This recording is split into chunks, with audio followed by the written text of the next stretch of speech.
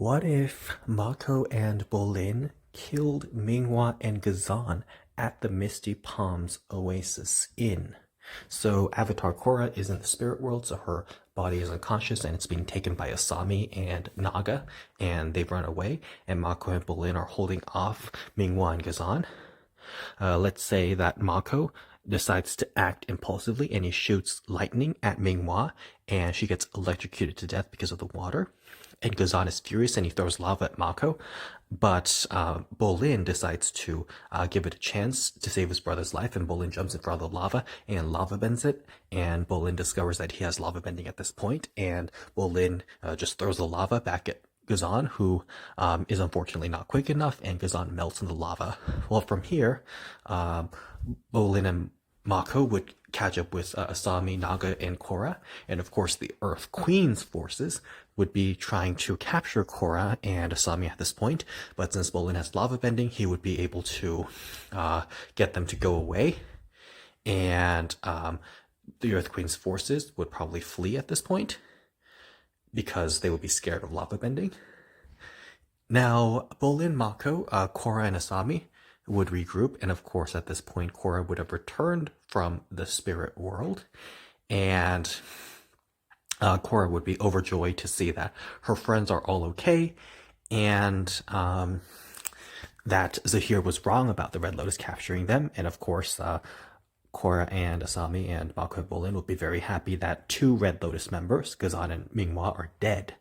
Now, it wouldn't take long for Pali and Zahir to figure out that something is wrong, and Pali and Zahir would go and check on what happened to Minghua and Ghazan, and they would of course find Minghua's corpse and Ghazan's melted remains, and they would be furious, and they would of course want revenge on Korra and her friends. Now from here, Korra and her friends would catch up with would eventually be found by Lin Beifong, Tonrock, and Lord Zuko, and from there they would regroup, and of course eventually, of course, they would deduce that there are more members of the Red Lotus, so they need to be on watch, but killing Minghua and Ghazan would be a huge victory. So probably Zahir and Pali would want to find the Avatar at this point, but considering how Mako and Bolin, who are not too strong but somewhat competent, considering how Mako and Bolin managed to kill Minghua and Ghazan, I think that would strike a little bit of fear into Pali and Zahir, and they might want to be a little careful. And because they have lost their two friends, they would want to mourn as well, and of course think of a better strategy that won't lead to them dying. So Pali and Zahir from here would probably go to the Earth Queen and still kill her. Maybe they would kill President Raiko of the United Republic as well, and maybe they would continue killing world leaders, or maybe they would still use the strategy of using the air nomads as hostages to get Korra to come to them. Although,